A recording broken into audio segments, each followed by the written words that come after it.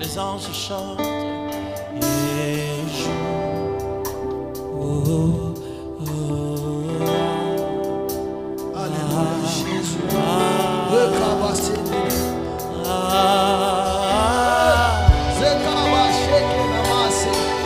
Un cœur disposé en ce moment, Jésus. Un cœur disposé, Saint-Esprit.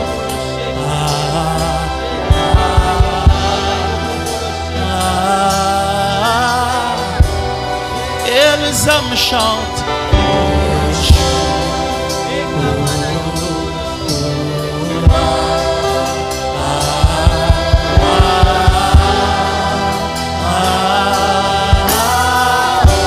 Et l'assemblée crie son nom, Yeshua.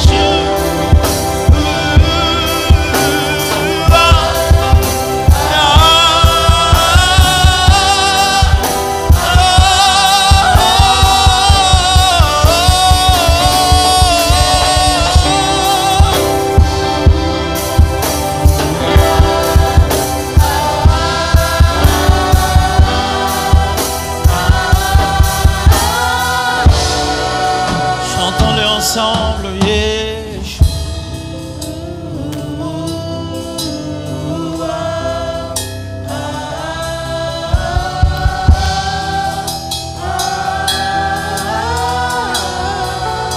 Que l'assemblée chante,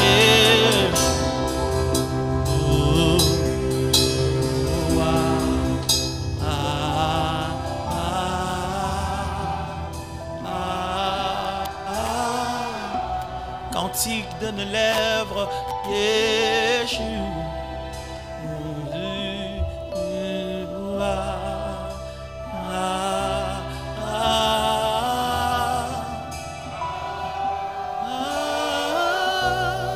Yeshua, Yeshua, Yeshua.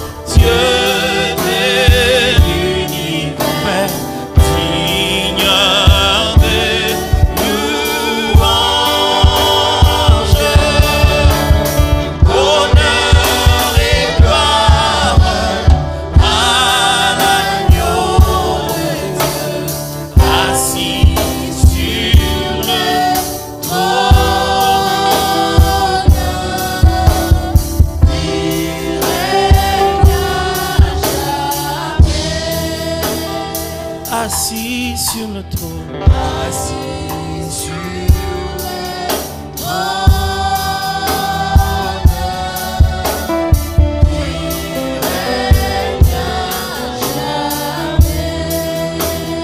assis sur le trône, Assis sur le trône, il règne à jamais.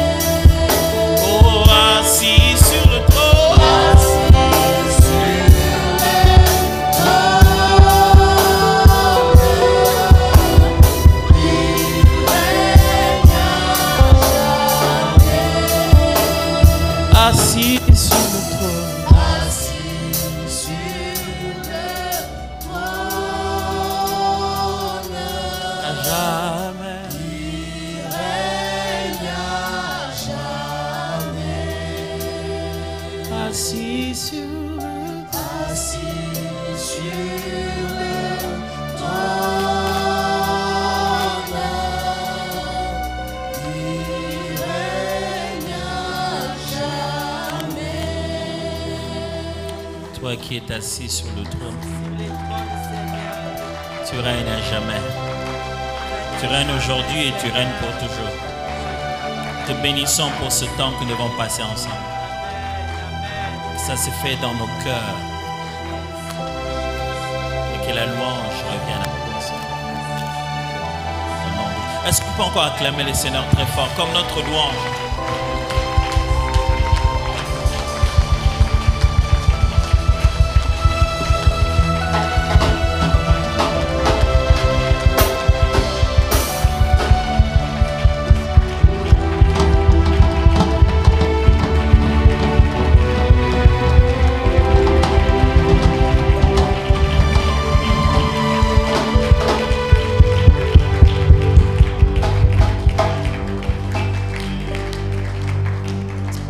Amen. Gloire à Dieu. Est-ce que vous pouvez saluer un voisin de gauche, de droite, de l'autre rangée, de devant, de derrière, de celui que vous avez vu qu'aujourd'hui, de celui que vous avez vu il y a longtemps, celui avec qui vous êtes venu, de celui que vous n'avez jamais salué, celui dont vous ne connaissez pas le prénom. Saluez tous les voisins disponibles aujourd'hui.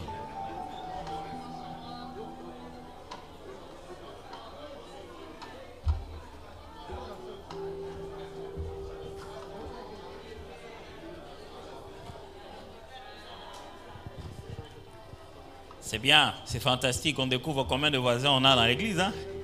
On ne les a pas vus au moment où on est arrivé, oui. Vous pouvez vous rasseoir après ça, c'est pas un problème. Vous pouvez vous rasseoir sans problème. Merci. Béni soit le Seigneur qui nous a accordé le temps d'être ensemble ici aujourd'hui. Merci beaucoup à vous tous qui êtes là. Oui, merci. Alors, je dis encore merci, Pasteur Noël, et à toute l'équipe de leadership de l'église New City Fellowship francophone. Merci encore de continuer à nous inviter et de ne pas se fatiguer de nous. Depuis le nombre de fois que je suis venu ici, on va vraiment plus se fatiguer. On dit, ah, qui lui? Ah, lui encore. Vous ne pouvez pas trouver de nouveaux orateurs. Merci de ne pas vous fatiguer de nous. Vous avez vu qu'on a commencé, c'était quoi le premier jour? Jeudi, hein? Jeudi, ouais. On a vu que depuis jeudi, on a commencé à parler des dons spirituels et tout. Et que le sujet est très intéressant finalement. Je ne pense pas pour vous, mais pour moi, je trouve que c'est intéressant quand même.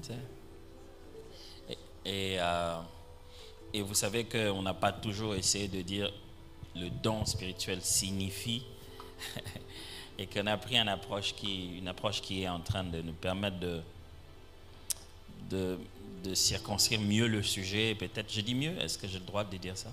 Ouais, peut-être que oui, un peu autrement, voilà le meilleur terme.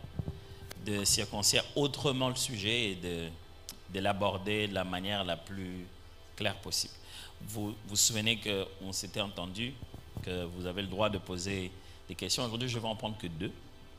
Est-ce qu'il y a des questions avant de commencer? On prend toujours des questions pour qu'on commence bien. Il y a une première question, il y a une main qui est déjà levée. On va préparer un micro.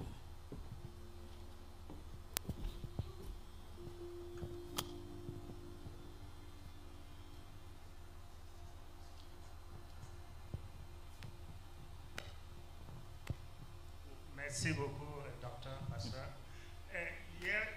Hier, on a parlé, on a vu comment Dieu parle tantôt d'une manière, tantôt d'une autre.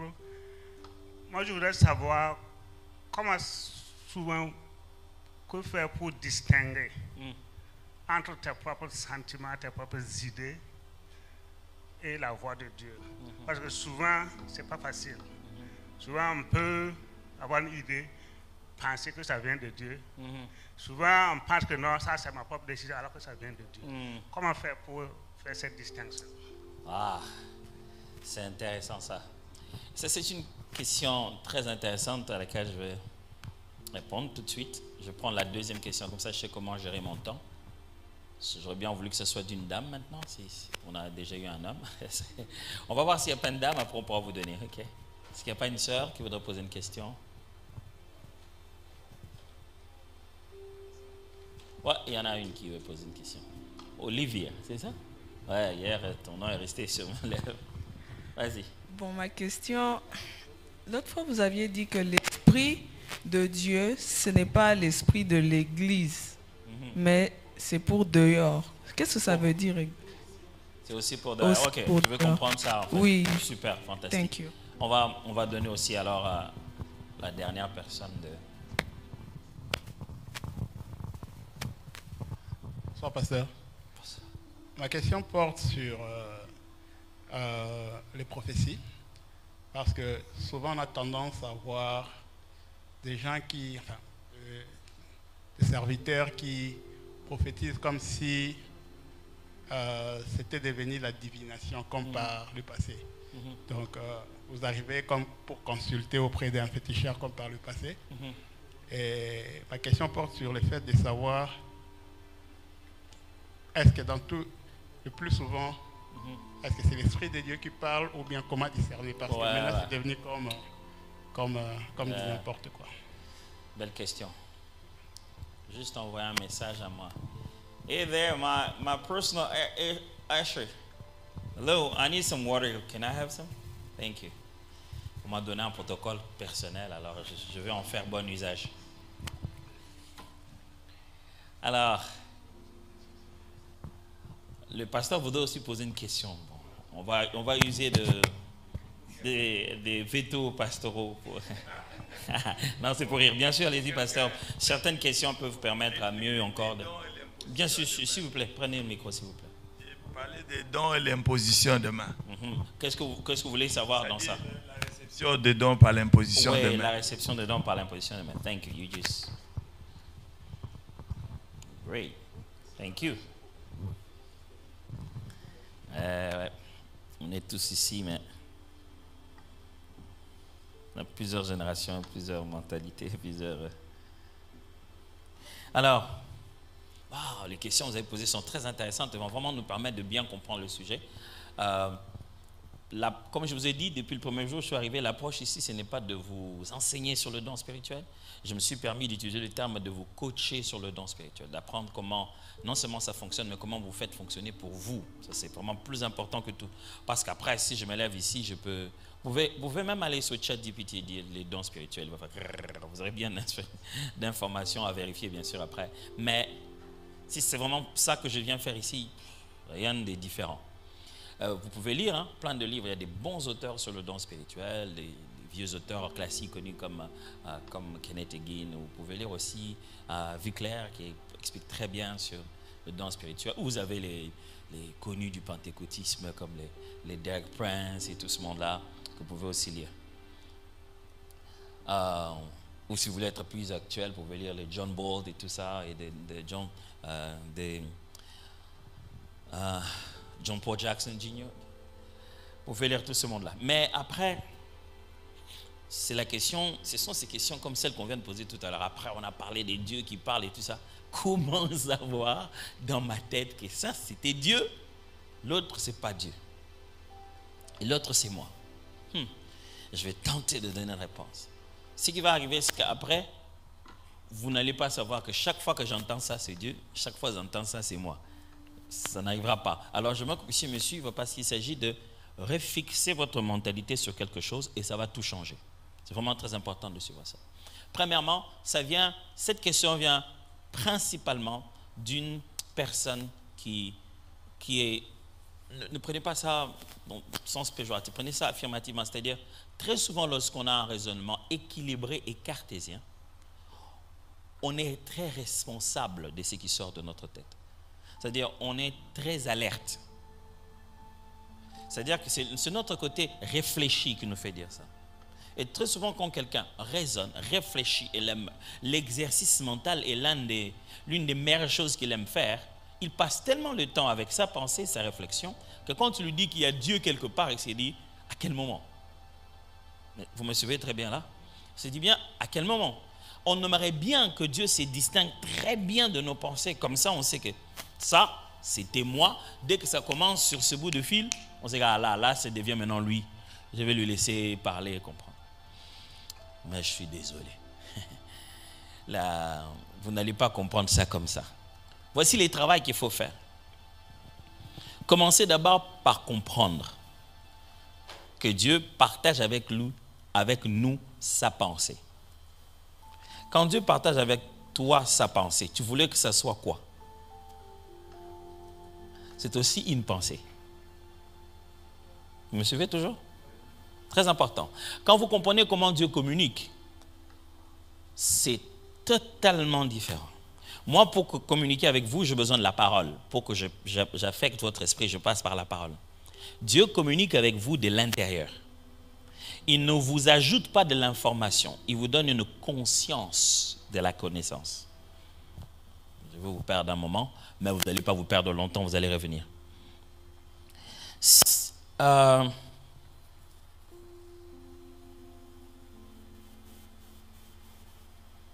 cherche un bon exemple.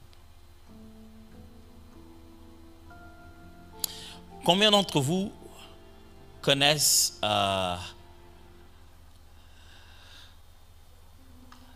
les murs de lamentation?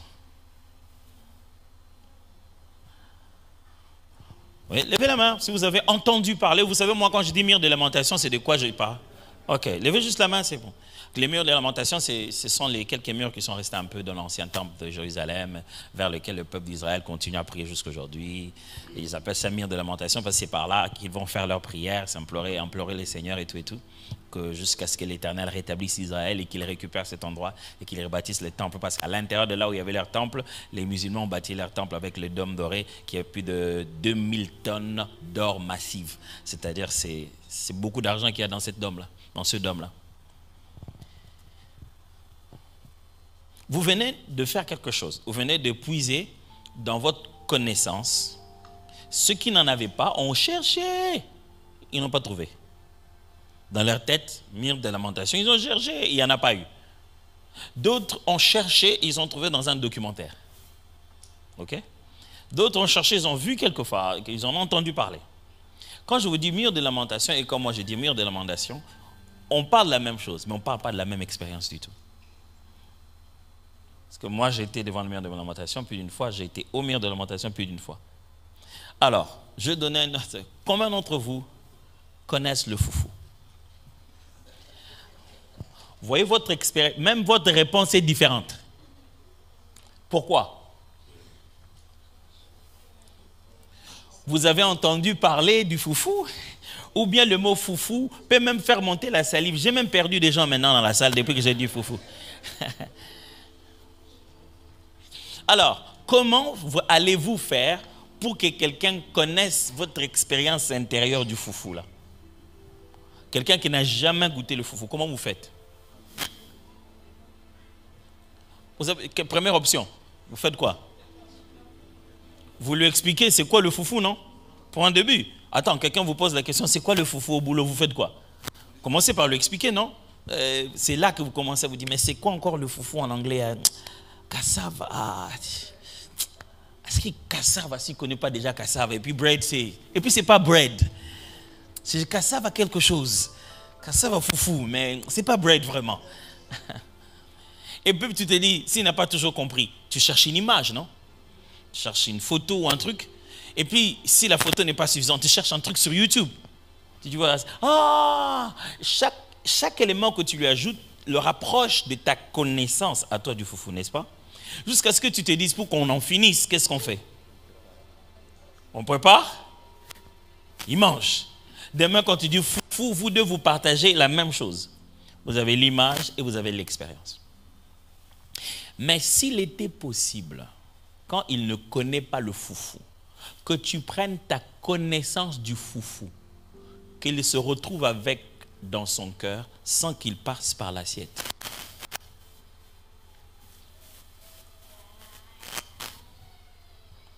Vous savez de quoi je vous parle? C'est là que c'est crazy, n'est-ce pas? Vous dites, s'il était possible que lui qui ne connaît pas le foufou, je dis, tu connais le foufou? Il dit non.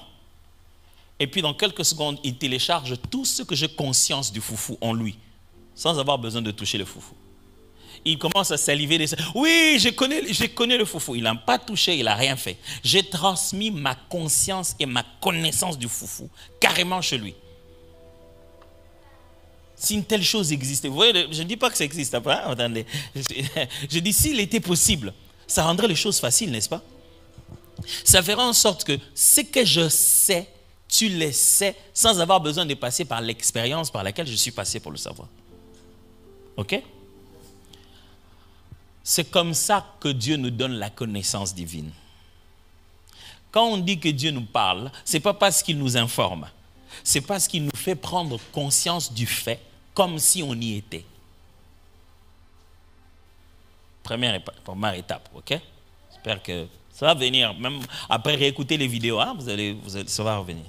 Je reviens encore un peu plus en arrière. Quand je suis avec vous, qu'on parle, et puis tu me dis des fois, je pense que, je vois que tu es en train de penser que, n'est-ce pas? Tu as déjà parlé avec quelqu'un, tu dis, il pense vraiment, tu sais ce qu'il pense. Comment tu sais ce que quelqu'un d'autre pense? Comment tu sais les pensées de l'autre? Celui qui n'a jamais tenté de savoir la pensée de l'autre n'est pas dans cette salle. Je ne vais même pas demander de lever la main. Parce que tu te dis déjà, quand je parle avec lui, je vois qu'il pense. On fait ça tout le temps. Nos pensées dans la tête ne sont pas faites que de nos pensées. Ils sont de fois court-circuités par les pensées des autres. Il suffit de parler avec eux, on sait qu'ils pensent que. Là, ce n'est plus ta seule pensée. Tu as maintenant la pensée de quelqu'un d'autre, qui n'est pas que la tienne. Ça va?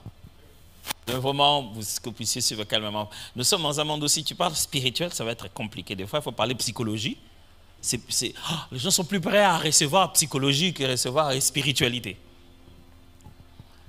Ça signifie que pendant que je suis là, je peux penser ma pensée. Je peux même des fois me dire, en ce moment, si je me demande qu'est-ce que mon père pense, je me mets à penser de mon père. Dit, mon père s'est dit certainement que je n'étudie pas. Il s'est dit, cet enfant-là, vraiment, à ce moment, il étudie. Ce que tu es en train de développer là, ce n'est pas ta pensée. Tu es en train de développer la pensée de ton père. Et le jour où on vient, on le rencontre, je dis, tu vois, je t'avais dit quoi? Je sais comment mon père pense. Toujours en train de suivre. Pourquoi tu sais comment ton père pense? Tu le connais, n'est-ce pas?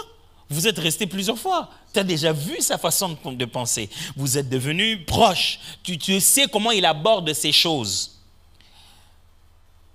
Alors Paul explique ça comme ça. Il dit, nul ne connaît l'homme si ce n'est l'esprit de l'homme. Nul ne sait ce que pense l'homme si ce n'est l'homme lui-même à l'intérieur. Et il dit, nul ne connaît Dieu si ce n'est l'esprit de Dieu. Écoutez la suite, il va dire, nous avons en nous la pensée de Christ. Il ne va plus dire seulement l'esprit, il va dire maintenant la pensée de Christ. C'est-à-dire, si je reste longtemps avec toi, je commence à réfléchir comme toi. Et je ne sais même pas à partir de quel moment. Et quand vous avez un couple, vous venez avec l'homme, j'aime beaucoup l'apôtre Dallot, mon père dans la foi, dès les premiers âges, j'allais des fois les visiter à la maison, à l'époque c'était encore assez loin. Des fois j'allais trouver maman Viviane, le pasteur Viviane, et on parlait. Et puis il me dit, hé Viviane, aussi sinon là où était, Roland Epsoni. Donc en français, il dit, elle reste comme ça, on parle, et puis il me dit, elle s'est dit elle-même, on est en train de parler, elle dit, hé Viviane, N'oublie pas de faire ça. Qu'est-ce que Roland va dire? Elle se parle elle-même. J'ai trouvé, mais cette dame, elle est bizarre. Pourquoi elle se parle elle-même? Et quand elle se parle de ce que son mari va lui dire. Il y a quelque part dans sa tête quelque chose qui prédit les faits et les actes de son mari, qui est les résultats de leur proximité. Si bien qu'à force de rester avec toi, tu parles en moi. Est-ce que vous me suivez toujours? Parce que si je vous avais juste dit, il faut rester seulement dans la présence de Dieu, tu vas comprendre ça. Je vous aurais donné une réponse très générique. Mais c'est cette réponse-là que je suis en train de vous donner. Mais sous une autre forme. Ce qui signifie que, à force de me fréquenter, je suis en train d'influencer ta façon de réfléchir et de penser. Et tu peux commencer à penser comme moi. Tu peux commencer à réfléchir comme moi. Tu peux commencer même à anticiper mes faits et gestes. Mes pensées et les tiennes commencent à fusionner. Si bien que tu vas voir un homme, tu lui demandes une chose, quand tu vas voir sa femme, ils ont dit la même chose. Même quand ils ont menti, jusqu'à en mourir. Comme Ananias et Saphir. Deux pensées ont commencé à s'entremêler à cause de la proximité. Avez-vous déjà entendu quelqu'un vous parler, vous dire, lui il a parlé avec un tel? Déjà? Sans le vouloir, il a pris son jargon, il a avalé ce qu'il dit. Avez-vous déjà rencontré quelqu'un qui dit, ça c'est un vrai disciple d'un tel, hein? Il écoute beaucoup, hein? Mais il n'a rien dit. Même lui n'a pas choisi pour dire, je vais l'imiter. Mais à force de recevoir de ce langage, il commence à parler comme ça. Voilà ce que Dieu a fait. Au lieu de seulement rester longtemps avec nous. Vous vous souvenez, dès le début, je vous avais dit, s'il était possible de télécharger toute la conscience de ce que j'ai chez quelqu'un d'autre, ça ferait qu'on n'ait plus besoin de parler. Hein. Il y a une publicité américaine d'ailleurs d'ici. C'est d'une assurance, un truc comme ça. C'est une vieille pub, mais j'aime beaucoup ça parce que c'était intéressant. La pub était basée sur les préjugés. Il y avait un gros préjugé, je me rappelle, on fait une pub, c'est une vieille pub, vous verrez ça sur Internet. Le soir, c'était le soir, bon, c'était la nuit, donc l'avion volait et on avait éteint les lumières, tout le monde dormait. Et une dame qui était tout au coin, elle essayait de traverser, ne pas déranger les voisins pour aller se soulager. Les voisins dormaient, elle essaye, au moment où elle s'approchait pour monter, elle essayait, son boutonnier s'est accroché à quelque chose et puis pouf, le bouton s'est détaché malheureusement. C'est au moment où il était en train de dépasser un monsieur. Et juste à ce moment-là, l'avion a bougé. Elle est tombée sur le monsieur et les lumières se sont allumées. Elle n'avait pas sa boutonnière et tout le monde les a regardés.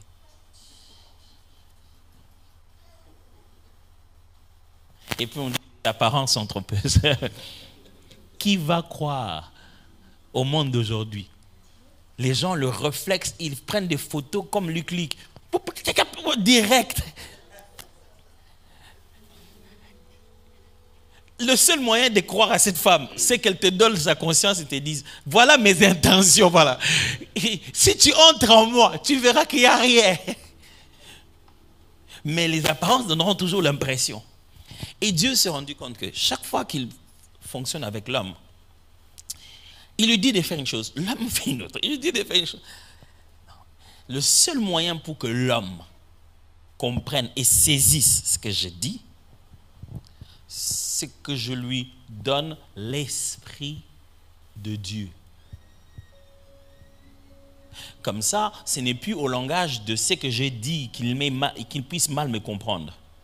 Il a exactement moi à l'intérieur de lui. Quand vous dites que Dieu parle, vous pensez qu'il parle d'où? Souvent les gens disent, Dieu m'a parlé. Le Dieu qui parle n'est pas dehors. Le Dieu qui parle est dedans. Toi, quand tu te parles, tu es où? Tu es dedans. Quand tu te parles dedans, ça sonne comment? Tes pensées. Et quand Dieu te parle dedans, tu veux que ça sonne comme une voix, pourquoi? Quand toi, tu te parles, tu entends ça comment? Je ne sais pas si je suis en train d'aller avec vous quelque part. Plus tu vas rester avec Dieu dans sa parole, dans la prière et avec les frères. C'est important. Parce qu'au début, à force de rester avec les autres, quelqu'un dit ou quelqu'un a une situation, une pensée nette est venue dans ta tête. Et tu partages cette pensée et la personne te dit, waouh, ça c'est Dieu. C'est à force d'exercice que petit à petit, tu vas commencer à savoir où se trouve la petite ligne qui commence à te dire, là, j'ai quelque chose d'autre. Là, c'est quelque chose d'autre. Quand j'ai ça, je sais que ce n'est plus moi. Ça, c'est le niveau le plus basique, surtout en matière de pensée. Hein, parlons pas d'une vision, parce qu'après, tu vois un truc que tu n'as jamais vu, donc tu te dis c'est bizarre. Mais parlons surtout de cette conviction intérieure. Donc, je vais vous expliquer 3 choses qui signifient que 1, vous avez l'Esprit de Dieu qui a la pensée de Dieu. Et quand Dieu pense, il vous fait penser ce qu'il pense. Et il y a quelque chose en hébreu qui est intéressant. C'est le mot en hébreu qui dit, quand on dit en français, intercession. Qu'on va faire de l'intercession. On va prier pour quelqu'un. En hébreu, ce mot-là, c'est le mot intersection. Vous avez compris la différence? C'est intersection. Okay? Il y a le point de rencontre de 2 droites de direction opposée. Okay? Pouf, ça se rencontre là où il y a intersection. C'est le mot hébreu pour expliquer l'idée de l'intercession. Ça veut dire que intercéder, c'est être intercepté par une idée divine dans le cours de tes idées. C'est-à-dire, j'étais en train de réfléchir à ça, Dieu me prend la situation de quelqu'un d'autre dont je ne pensais pas, il m'intercepte comme ça. Ce point d'intersection, boum, c'est la pensée de Dieu qui me dit, prie pour lui maintenant. L'intersection de la pensée divine à la pensée humaine, c'est un point de la révélation. C'est comme ça que tu étais en train de faire autre chose. L'image d'une telle personne t'arrive dans le point. Ça fait 1 semaine que tu dis, il faut que j'appelle Jean-Pierre, il faut que j'appelle bientôt. Pourquoi il faut que tu appelles Jean-Pierre? Ton esprit est agité du fait que tu dois l'appeler, Et des fois, quand tu l'appelles, les questions que tu lui poses sont dirigées. C'est comme si tu dis, oh, Jean-Pierre, comment ça va? Comment va la santé? Dis-moi, ton boulot, ça va? Pourquoi tu ne poses que les questions de cette direction-là? Il a l'impression de se dire, on lui a dit quoi, lui? Il va même te dire, je sais qu'on t'a dit que je n'ai plus de travail. Non, on ne m'a pas dit que tu n'as plus de travail. Tu te demandes, qu'est-ce qui m'a poussé à appeler Jean-Pierre maintenant et lui poser la question qu'en matière de travail. Si Dieu et toi, vous êtes un, il y aura beaucoup de mal à découvrir sa pensée de la vôtre. Est-ce que vous êtes en train de me suivre? C'est-à-dire, à un moment donné, l'effort de vouloir distinguer ça est un effort perdu. Parce que notre objectif, c'est de tellement devenir comme lui. Et plus on essaie de devenir comme lui, plus ces 2 choses commencent à se confondre. Notre grand problème, c'est qu'on sait que notre cœur à nous peut avoir ses propres désirs qui ne ressemblent pas à ceux de Dieu. Et on a peur qu'on ait laissé notre cœur se mettre à nous parler. Mais quand le travail de la synchronisation se fait de plus en plus, tu seras très étonné que quelqu'un se lève et dit, à partir d'aujourd'hui, à ma parole, pendant 3 ans et demi, il n'y aura plus de pluie. C'est Dieu qui t'a dit ou c'est toi-même qui as dit? Vous allez voir seulement. 3 ans et demi, personne. Et Hébreu dit que ce n'est pas Dieu, c'est par la foi que Élie a dit. Du coup, vous commencez à comprendre, c'est quoi la foi? Jésus dit ceci, et la foi de Dieu. Si vous avez la foi de Dieu, vous direz à cette montagne, quitte ici. Il dit, il y a une montagne. Quitte ici, jette-toi dans la mer et il se fera ainsi. Tu veux dire ça littéralement ou figurativement? Mais il dit, mais si vous avez la chose, vous avez exactement le même pouvoir du Créateur. Vous pouvez réorganiser la création. Il dit, si vous avez la foi, vous avez exactement la pensée de l'auteur. Celle qui fait que c'est à lui. Il peut réorganiser ça comme il veut. Ce que je vais dire ici, c'est que pour avoir une vraie pensée claire de Dieu, comment ça? En fait, le but, c'est même pas essayer de faire la distinction entre les deux. Commencer à savoir c'est quoi la pensée de Dieu pour que je commence à la rejoindre. Le bel exercice, c'est passer du temps avec lui. Comment on passe ce temps avec lui? Est-ce qu'il faut juste prier? Oui, mais prier comment? Voici un exemple. Voici les choses qu'il faut vraiment faire. Premièrement, jeûner. À quoi sert le jeûne, mes amis? Est-ce que c'est utile jusqu'ici? C'est bon? Ça va? Utile? Je vous ai toujours ou je vous ai perdu là? Ça va encore, hein? Ça va, ok, c'est bon. J'essaie de me rassurer que je vais venir encore la prochaine fois. Ok. Ça va encore, hein? Faut crier fort, les pasteurs vont entendre. Ça va, n'est-ce pas encore? Hein? Ouais, donc, c'est-à-dire que j'ai encore 1 ou 2 années à venir. Quand on nous dit prier, on souffre d'une chose, on souffre de notre personnalité. Le problème dans la prière, ce n'est pas vraiment l'Esprit de Dieu d'abord ou quoi, ou un don de prière, c'est d'abord une affaire de personnalité. Un extraverti aura beaucoup de mal à prier pendant longtemps. Quelqu'un qui est habitué à rester avec les gens, à parler. Quand tu dis reste là, prie pendant 1 heure, c'est la mort. C'est-à-dire que il reste là, prier seul. Tu auras du mal à l'entendre dire qu'il est allé en retraite seul. Sa présence l'ennuie. Lui-même, il s'ennuie de lui. Il a besoin des gens. Mais un introverti, quelqu'un qui est toujours calme lui-même, tu lui dis, va rester toi-même une retraite, il va le faire. Ce qui fait que quand il est dans la masse, il n'arrive pas à prier. C'est quand il est seul qu'il a tendance à prier. La difficulté de la prière, c'est le fait que nous dialoguons avec un être qu'on ne voit pas.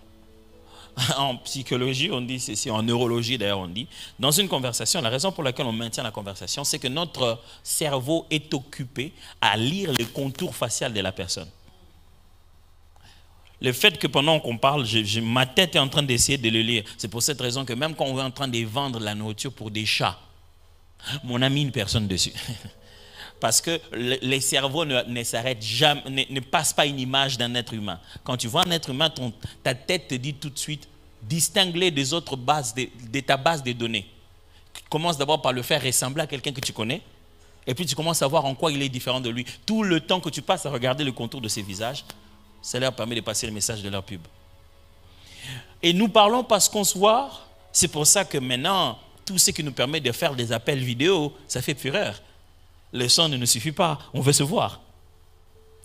Alors, quand on parle avec Dieu, on ne le voit pas. Et ça, c'est dérangeant.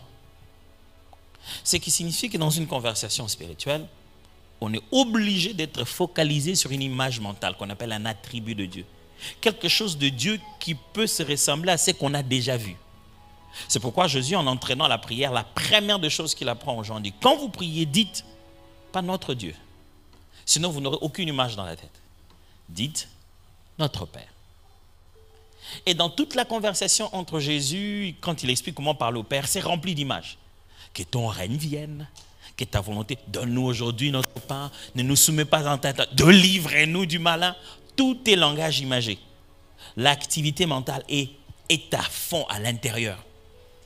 Et le psalmiste, quand il écrit ces psaumes, c'est « L'Éternel descend de la montagne comme un voyant héros, la fumée dans ses narines. » Il a vu la fumée dans les narines.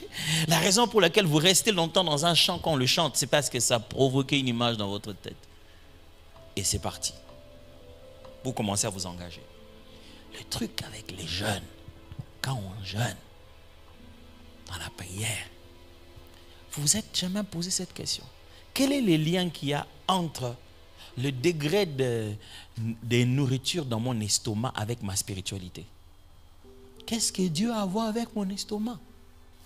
Ok, je vais reposer la question. Jésus arrive, il voit que les disciples n'arrivent pas à sortir un démon. Il dit, mais c'est quoi l'affaire? Oh non, ça n'a pas marché. Ça n'a pas marché. Il dit au papa, c'est quoi? Dites-moi. Dès qu'il arrive, l'enfant commence à s'agiter, mais Jésus, avant de commencer, il dit d'abord, qu'est-ce qu'il y a? Il dit, non, ça lui fait comme ça, mais en tout cas, si tu peux quelque chose. Ah, si je peux. Rien n'est impossible à celui qui croit. Il dit, non, mais viens au secours de mon incrédulité. Jésus chasse les démons. Les disciples attendent, et puis à la fin, ils viennent le voir. Seigneur, on sait qu'on n'a pas vraiment bien chassé les démons là, mais dis-nous, pourquoi nous, on n'a pas pu? J'aime cette question parce qu'ils n'ont pas dit, comment toi tu as pu? Elle dit, qu'est-ce qui nous a manqué à nous d'être ce que nous étions censés être? Nous étions censés faire ce que tu viens de faire. Qu'est-ce qui nous a manqué? Jésus leur donne 2 raisons. La première, il dit, la foi, vous, jusqu'à quand je serai avec vous, votre incrédulité. Et puis à la fin, il clôture son discours en disant, ce genre de demande ne sort que par les jeûnes et la prière. Vous savez ce que ça veut dire? Mélangeons toutes les sciences que nous avons. Ce genre de démon ne sort que par les jeûnes et la prière. Ça signifie Jésus. C'est ici. Jésus place une corrélation directe avec le degré selon lequel tu utilises ton estomac et la santé de ton corps, avec ton degré d'autorité spirituelle. La façon dont tu manges et pas manges, dans quelle alternance, dans le but de l'esprit, détermine quel niveau d'autorité spirituelle tu manifestes. C'est-à-dire le nombre de fois que je mange dans mon assiette détermine à quel point je peux monter spirituellement en autorité contre les esprits mauvais. C'est ce que Jésus est en train de dire là. Je suis en train de reformuler. J'ai envie de lui dire, Jésus, qu'est-ce que mon manger a à voir avec ces démons? Donc le démon, il sait si je mange beaucoup ou pas. Non, il veut dire ceci. Ce genre de démon ne respecte que celui qui sait comment soumettre son corps dans les buts de faire monter son esprit. Au point qu'il a capté la manifestation de la puissance de Dieu. À un point où c'est devenu permanent à l'intérieur de lui. Mes frères, les choses de l'esprit ne passent pas comme ça. On les cherche, ça ne t'arrive pas. Il faut intentionnellement, profondément les chercher. Ne reste pas jusqu'au temps où Dieu voudra. Dieu a déjà voulu, mais c'est la volonté de Dieu. La volonté de Dieu est claire, 66 livres. Bon, si c'est la volonté de Dieu, c'est déjà la volonté de Dieu. Est-ce que vous êtes en train de me suivre là? Voilà maintenant ce que fait le jeûne. Quand tu jeûnes, le jeûne baisse la sensibilité de ton corps. Suivez très bien ça. Quand tu jeûnes, je vais peut-être déconstruire d'abord. Quand tu jeûnes, tu ne montes pas spirituellement. Quand tu jeûnes, tu baisses charnellement. Et c'est cette impression de distance qui te fait croire que tu es monté. Tu n'es pas monté. Quand tu jeûnes, tu ne deviens pas plus spirituellement mûr. Non. Tu deviens seulement spirituellement sensible. Tu as réduit le corps de ses demandes et de ses besoins charnels que tu peux mieux percevoir les choses spirituelles, mais ton esprit n'a pas grandi. C'est pour cette raison, quand tu finis les jeûnes, les choses contre lesquelles tu t'es battu deviennent comme si beaucoup plus puissantes qu'avant. Surtout quand tu étais en quête, en train de vouloir détruire une faiblesse en toi. On dirait que les jeûnes fait fâcher ça. Simplement parce que ce n'est pas avec les jeûnes qu'on grandit, c'est avec la parole qu'on grandit. Je ne veux pas savoir combien de temps tu as vidé ton estomac, je veux savoir qu'est-ce que tu as mis dans ton esprit comme parole de Dieu pendant que tu vidais ton estomac.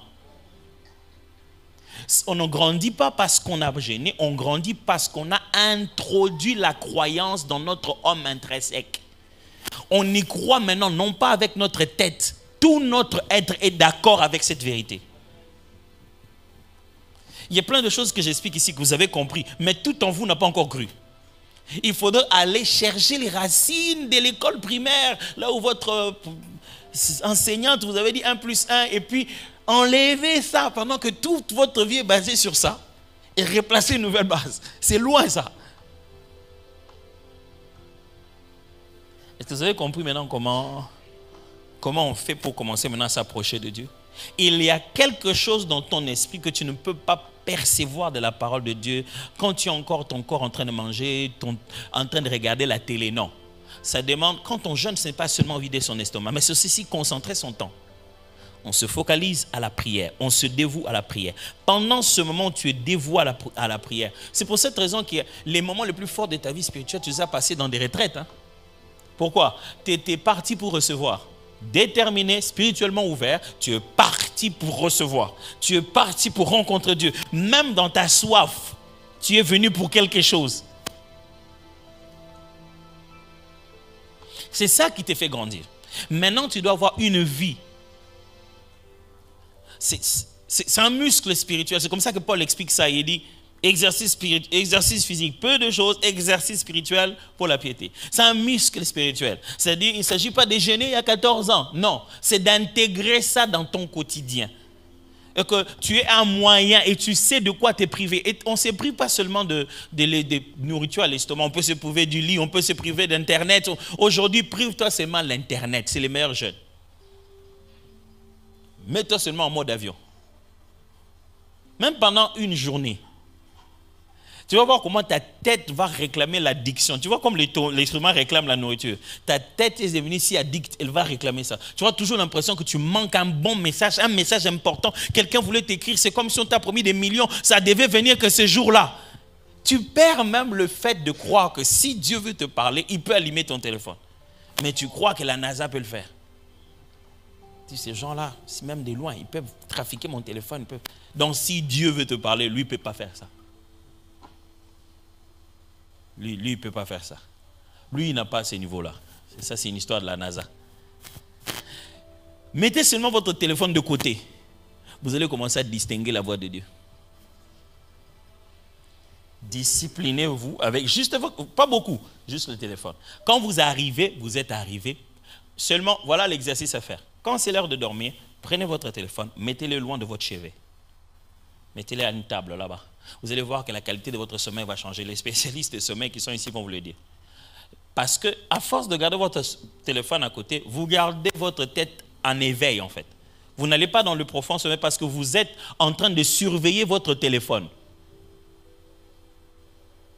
Petite notification, c'était qui? C'est personne. Tu sais qu'il n'y aura rien de grave, mais... Est-ce que quelqu'un a compris de quoi je parle? On ne jeûne pas pour chasser les démons, on jeûne pour mûrir dans son homme spirituel. Et quand tu jeûnes, c'est le meilleur moment de recevoir les paroles les plus puissantes de ton esprit. Quand tu jeûnes, amène la parole, amène la Bible. Parle ce qui est écrit. Introduis ça dans ton homme intérieur. C'est comme ça que tu es en train d'apprendre le langage divin. Et avec le temps, tu vas commencer à savoir où se trouve la différence.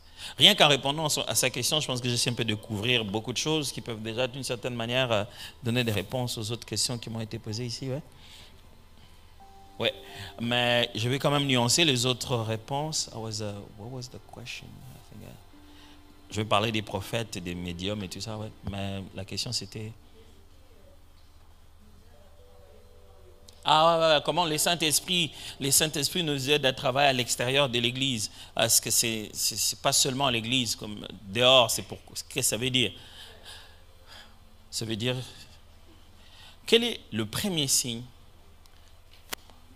que les apôtres ont fait après l'effusion du Saint-Esprit? Ils l'ont fait où? Ils l'ont fait à l'extérieur en vue de permettre à quelqu'un d'entrer au temple. Ça s'appelle la loi de la première mention. Dans la Bible, chaque fois que vous lisez une chose apparaître pour la première fois, ça place les principes dans lesquels il va fonctionner dans le reste des temps et ça montre l'intention de Dieu pour la chose. Dieu a équipé les apôtres. Le tout premier miracle qu'ils font, c'est celui qui n'entre pas au temple, qui est guéri. Et ce jour-là, il est entré pour louer. Nous, on fait ça à l'envers. Quand on reçoit l'Esprit, on arrive à l'entrée du temple, on entre sans rien parler, on va le faire dedans. La puissance a été donnée pour que celui qui ne connaît pas Christ rencontre tellement sa puissance qu'il vienne pour le louer à l'église. C'est pourquoi Paul, quand il parle de dons prophétiques, il dit, s'il venait dans votre assemblée un non-croyant et vous trouvez tous en train de parler en langue, ne vous prendra-t-il pas pour des fous? Mais si vous tous sont en train de prophétiser, les pensées de son cœur seront révélées et il glorifiera Dieu de l'avoir visité. Et il dira, Dieu est parmi vous. Pourquoi il vise les non-chrétiens? Pourquoi il vise les non-croyants quand ils viennent dans notre assemblée?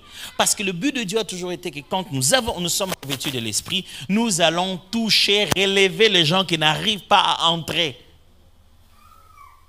Est-ce que vous êtes en train de me suivre? Quand il m'arrive de travailler et de coacher avec les frères et sœurs sur les dons prophétiques, j'ai dit, ok, on va sortir dehors là. Après le temps de prière, on sort pendant la journée aujourd'hui. Allez dehors, vous avez 3 heures, d'ici midi vous revenez. Vous allez tous me dire les personnes à qui vous avez donné la parole dans la rue. C'est ça que dire. Dans la rue, c'est moi comme ça. Oui, dans la rue, c'est moi comme ça. Des gens qu'on ne connaît pas. Mais si tu les connais, ça sert à quoi la parole de connaissance? Ça se devient la parole d'information. Mais on va juste aller comme ça et Dieu va nous... Oui. C'est un don ou pas? Mais il faut quand même quoi? Mes amis, on demande beaucoup de choses à Dieu pour rien. Et c'est l'un des moments où ils sont vraiment les plus étirés dans tout leur appel, dans tout leur ministère. C'est dire que, pasteur, j'étais en train de lui donner un message, mais ces messieurs-là me regardaient comme si... et puis, après, il dit oui, ça va vous rendre humble, parce que quand on est à l'église, nous, on ne fait que dire oui, oui, oui, et vous dites des bêtises. Allez parler à quelqu'un qui ne connaîtra Dieu que quand tu vas parler. tu n'ouvres pas de Bible. La première des choses que Dieu te demande de lui dire, c'est la parole prophétique qu'il a reçue. Jésus n'a commencé avec aucune Bible. Quand il commence par saluer Nathanaël, il dit, voici un homme en qui il n'y a pas de fraude. La première conversation qui commence avec lui est déjà une parole prophétique, mais le tact avec lequel il l'a présenté. Jésus commence un long débat théologique avec la femme samaritaine. Pour vaincre ces débats, il est passé au prophétique. Il a dit, amène-moi ton mari. Il aurait pu lui dire, oh, chatalabayatalabat. Dieu me montre maintenant, ah papa, on est en train de parler. Tu as changé, tu as mis ta voix de prière maintenant. Tu vois, quelqu'un il parlait normalement, oh, alléluia, Père, ouf, gloire à Dieu, ah là là là. Et Jésus il dit, écoute, amène-moi ton mari. Il dit, ah, cette histoire de mari là, tu sais, j'en avais, mais... Marie, papa, arrête de parler des histoires de Marie. Même, il dit, tu as dit la vérité. Même celui que tu as maintenant là, ce n'est pas ton mari. Oh, tu vois que tu es prophète. Si vous voulez bien comprendre ça, c'est comme une conversation de deux personnes de deux religions différentes. C'est vrai que la religion samaritaine est très proche de la religion juive, mais c'est comme si on parlait à un musulman et à un chrétien. Je donne une prophétie à un musulman. Les chrétiens sont même arrivés au point de croire que Dieu peut nous parler que des chrétiens. Parce que pour que Dieu me parle de quelqu'un, cette personne doit être convertie. Je peux donner un message à un non converti, le Seigneur l'accomplit, et ça ne l'amène même pas à la conversion. Ça n'a rien à voir. Dieu est le créateur et il parle à qui il veut. Et il veut t'utiliser pour parler à qui il veut. C'est lui de juger. Si bien que j'entends les gens faire de grands débats. Oh non, je vois des gens faire payer les grâces de Dieu. Pas avec l'argent. Il dit, il veut prier pour quelqu'un pour qu'il soit guéri. Il dit, avant que je prie pour toi, il faut que tu donnes ta vie au Seigneur Jésus. Jésus n'a jamais demandé qu'on fasse ça. Il n'a jamais été question, je donne la guérison à ceux qui vont croire. Non. Il veut guérir pour qu'on croie. Il va guérir à condition qu'on a cru d'abord. Est-ce que vous êtes en train de comprendre de quoi je parle? Alors, c'est pour t'expliquer que nous avons reçu le Saint-Esprit pour qu'il fonctionne à l'extérieur, avec nous à l'extérieur de ces murs. La manière dont les dons spirituels opèrent en dehors de nos réunions de prière est très différente. C'est là que tu vas commencer à reconnaître ça différemment. Parce que nous ne sommes pas dans le cadre où on a acclamé, voilà. Quand vous venez au bureau comme ça, on ne va pas commencer à chanter. Tu dois apprendre comment présenter une parole prophétique à un collègue dans un milieu où les choses de Dieu ne sont pas prévues. À quoi me sert cette parole prophétique pour que je puisse l'aider à découvrir la volonté de Dieu, à connaître la pensée du Seigneur? Les dons et les capacités que Dieu nous a données, c'est pour que ça serve déjà là dehors. C'est de ça que je suis en train de parler. Qu'on prenne des initiatives qui guérissent la société. Qui guérissent. Vous savez que Jésus a utilisé le terme guérir dans son job description, non pas pour le corps physique. Il a dit, l'Esprit du Seigneur est sur moi, il m'a oint. Et quand il va parler de guérir, il va dire les cœurs brisés. Et le mot qui est là-bas en grec, il dit, il m'a oint pour thérapéo. Les mots qu'on donne pour thérapie. Il dit, Dieu m'a rendu thérapeute des cœurs brisés. L'Esprit du Seigneur l'a oint et l'a rendu thérapeute des cœurs brisés. Même pas de corps, de cœur brisé. L'Esprit du Seigneur l'a oint pour qu'il soit le psychiatre, le thérapeute, le psychothérapeute de gens. Jésus. Comment il a fait? Une femme adultère qu'on veut massacrer peut lui dire, va, moi non plus je ne te condamne. Va et ne pêche plus. Quel est le miracle qu'il a fait là? Aucun. Il a juste guéri un cœur brisé. Alors, l'Esprit de Dieu nous a équipés pour que notre impact touche le monde qui est à la porte de l'Église et le rende capable d'y entrer dedans.